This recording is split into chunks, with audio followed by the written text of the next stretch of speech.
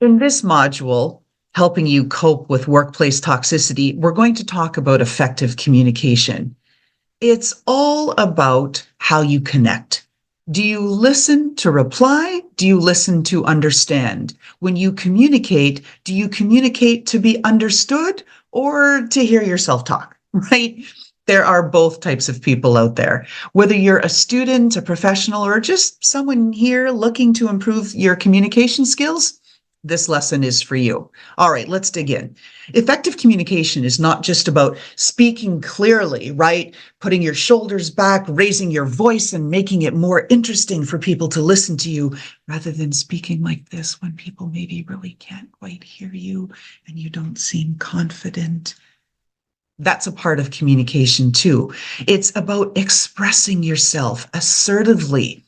It's about resolving conflicts and advocating for change in a constructive manner where you defend yourself, or you're an agent of change and you defend others who maybe aren't as comfortable asking for help or defending themselves or setting their boundaries. And that's where you can come in to help them, because you may have better communication skills or maybe more self-confidence. This is what it boils down to. Assertive communication is not aggressive confrontation. There's a big difference. I know people get blurred on the line between assertive and aggressive. It's an easy line. I've been blurred the whole, years and years and years across my career. Women tend to be labeled as aggressive or bitchy, whereas we are just being assertive and drawing a line. Men tend to be, and again, not to stereotype on genders, but this is what has been observed over time. Men tend to be labeled as arrogant or overconfident, but it's not really a bad way to be able to communicate. It's not regarded with the same negative viewpoint as it is to be an aggressive female communicator. So let's keep that in mind. All right, let's talk about assertive communication. It means expressing your needs, addressing concerns that have arisen in a factual, calm tone of voice, being very matter of fact about it and saying, this is what I'm concerned about. Here's why. And then setting a set of expectations in a very clear and respectful manner where you understand your position in the hierarchy and you understand that the other person or the organization has policies, there may be laws, and there may be just simply human standards and values that are being crossed. And so you have to go into the communication to be assertive about it, understanding that all these factors are at play. You want to be confident delivering your message and standing up for yourself without being aggressive and going, I need it this way. This is what I want. Or completely passive and saying, yeah, I wish we didn't do it like that. I wish we did it this way. That's not going to be effective at all. Practice assertive communication using I statements. I feel, I need, as I've observed, in my opinion, I understand that we may have differences in how you see things versus how I see things, but I'd like to explain to you and share with you how I see it. I'd like some time for you to listen. I'd like for you to listen to understand, to see where I'm coming from. And then, of course, I want to understand where you're coming from. So I want to have my ears open too. I'm going to listen as well as talk. This is how humans communicate. That's being assertive. That's not being aggressive. When it comes to that next level and you have to talk about conflict resolution, because of course it's inevitable, right? In every personal relationship, in every workplace, right? Some people go 0 to 60 in 2 seconds. Other people, they stay a little calmer. How we handle it makes all the difference in what's going to happen once we resolve the conflict. Active listening is crucial here. It means fully concentrating on what the other person is saying, not just waiting for your turn to speak and thinking, oh yeah, I got this to-do list, I got to do that. Oh yeah, they said something about that. Yeah, I'm going to have to comment on that. But just really trying to hear them. Let their words land, absorb them. Take a moment to understand what the person is really trying to say.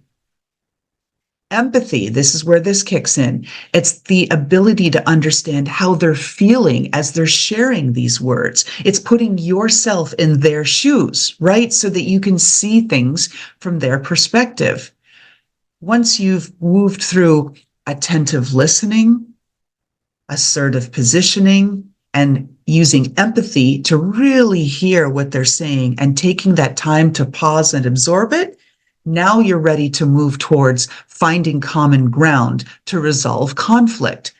You want to call out the areas where you are fundamentally opposed, but you also want to highlight the areas that you have general agreement and say, well, if we have agreement on these values or these concepts or this timing or whatever, maybe we can use that as a foundation to try to get the distance here between what you agree and what I agree to, and we disagree so widely that using that common set of things that we do agree on can help us bridge so that this distance becomes less wide.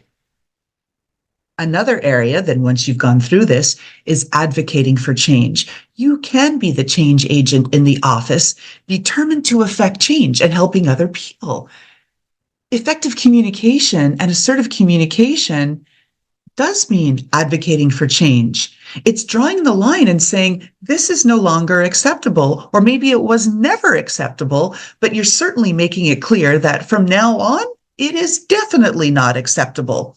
And this applies whether it's in your personal life or at work. You can make a difference by using your voice and speaking up. Here's a way to do it.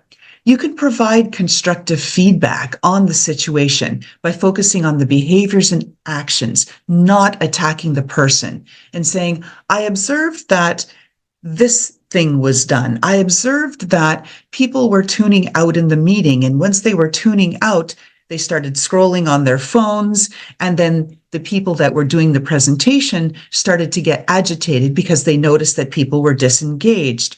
Of course, everybody wants to be listened to, so I can understand how the presenter was feeling when people weren't listening to them and following along with them. So you're not pointing directly and saying, yeah, the presenter got really mad because everybody else was on their phones and nobody was paying attention.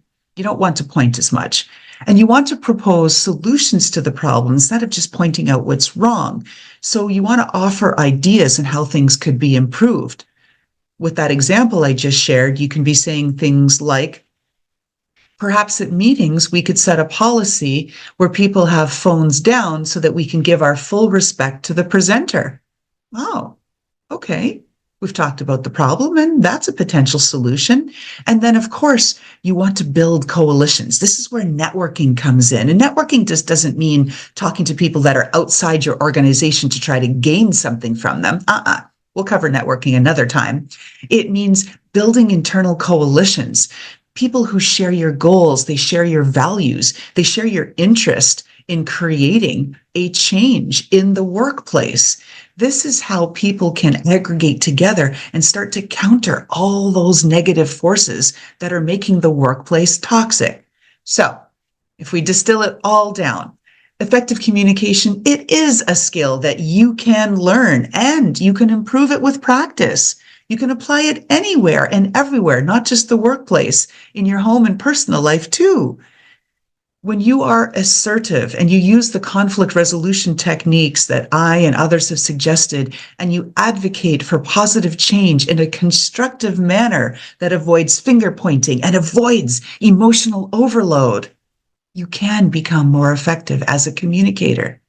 Remember, communication is not just about what you say, it's how you say it and how you hear it.